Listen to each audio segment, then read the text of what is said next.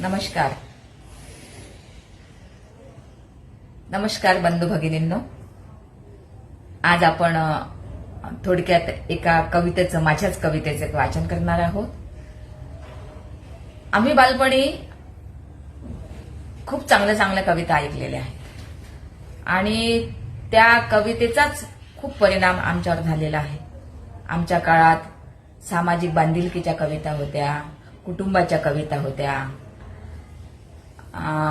जे आपले झालेले आहेत समाजसेवक मोठे मोठे त्यांच्या कविता होत्या, महात्मा फुले, डॉक्टर बाबासाहेब आंबेडकर, असे कितीतरी आहेत की त्यांच्या कविता खूप छान छान ऐकायला मिळत होत्या आणि त्या कवितेनुसारच त्या कवितेचा खूप प्रभाव आपल्यावर पडत होता.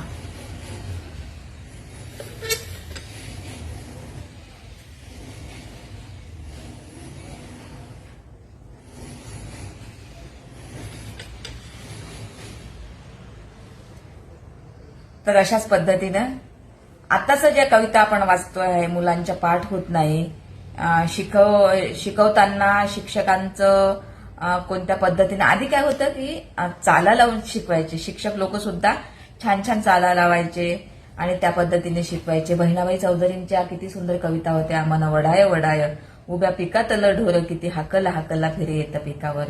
ही कविता आपण कधीच विसरू शकत नाही, कारण त्या काळच्या कविता अजूनही मनात कशा घर करून बसलेल्या आहेत, आहे की नाही.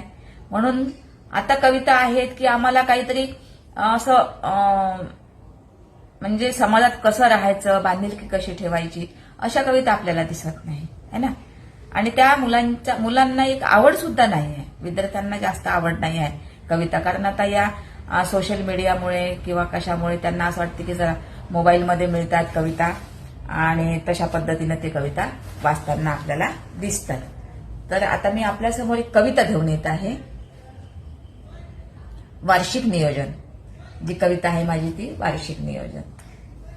त्या कवितेमध्ये थोडक्यात रेखाटन केलेलं आहे. तुम्हाला आवडते नाही आवडते मला माहित नाही. गुरुजी तुम्ही मला शिकवलं मोठ्यांचा आदर. गुरुजी तुम्ही मला शिकवलं मोठ्यांचा आदर, गरिबीची कदर, मायचा पदर आणि घटनेचा फादर. गुरुजी तुम्ही मला शिकवलं मोठ्यांचा आदर, गरिबींची कदर, मायचा पदर आणि घटनेचा फादर. स्वराज्याचा जनक त्याला रयतेची तमा, स्वराज्याचा जनक त्याला रयतेची तमा, सुभेदाराचं लेकरू आणि त्याची रमा. सुभेदाराचं लेकरू आणि त्याची रमा, शेतकऱ्याचं असूड सावित्रीचा लढा, शेतकऱ्यांचं असूड सावित्रीचा लढा, स्त्रीची लेखणी आणि जीवनाचा पाढा, स्त्रीची लेखणी आणि जीवनाचा पाढा. जिजाऊंची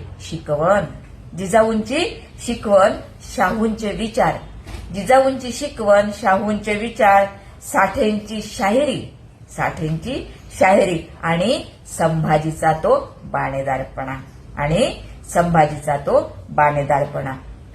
पण आता आम्ही शिकतोय व तयार करतोय अजेंडा. गुरुजी पण आता आम्ही शिकतोय आणि तयार करतोय अजेंडा की श्रीमंत अजून श्रीमंत झाला पाहिजे आणि गरीब हा गरीबच राहिला पाहिजे. म्हणजे श्रीमंत हा श्रीमंत झाला पाहिजे आणि गरीब हा मातीतच लोळला पाहिजे. डोळे बंद करून अंधश्रद्धा पाळतो. आता आपण बघितलं वटसावित्रीला, आहे की नाही, तेव्हा सावित्री फुलेंची सावित्री नाही आठवली, कोणाला आठवली का? नाही आठवली. डोळे बंद करून आम्ही अंधश्रद्धा पाळतो, विद्यालय आम्ही आता देवालय करतो. विद्येच्या ऐवजी गुरुजी तुम्ही आम्हाला काय देत होते? विद्या देत होते. आता विद्येच्या ऐवजी आम्ही अंगारा देतो. आता तुम्ही बघा शाळेचे विद्यालयाचे देव्हारे झालेले आहेत, देवालय झालेले आहेत. म्हणजे विद्येचं शिवाजी शिकवताना कोणी दिसत नाही, शिवाजी शिकवत नाही, महात्मा फुले शिकवताना कोणी दिसत नाही.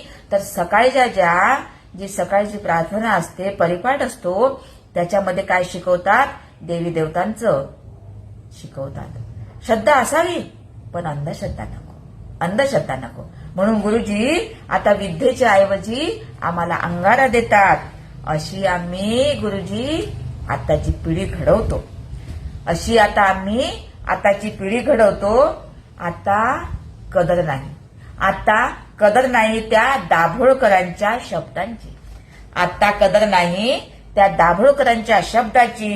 पानसरेंच्या लेखणीची, दाभोळकरांच्या शब्दाची, पानसरेंच्या त्या लेखणीची, गौरी लंकेशच्या कार्याची आणि कलबुर्गींची.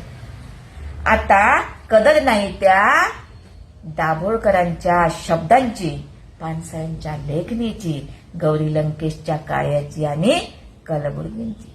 आता फक्त संहिता बनवतो आम्ही गुरुजी. आता फक्त आम्ही संहिता बनवतो. कोण कुठे कसा मारला जाईल आणि आम्हाला कसं तारलं जाईल. म्हणजे आमचे पाठीराखे असतातच वाचवायला. म्हणून गुरुजी आता आम्हाला कसं तारलं जाईल असं सांगतोय.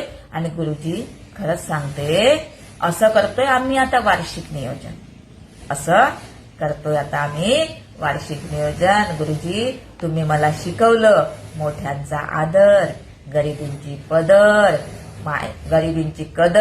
मायेचा पदर आणि घटनेचा फादर. गुरुजी तुम्ही मला शिकवलं मोठ्यांचा आदर, गरिबींची कदर, मायेचा पदर आणि घटनेचा फादर. अशी आहे गुरुजी आताची आमची कविता. धन्यवाद. ही माझीच कविता आहे आणि आवडली असेल तर नक्कीच लाईक करा, शेअर करा, सबस्क्राईब करा. धन्यवाद.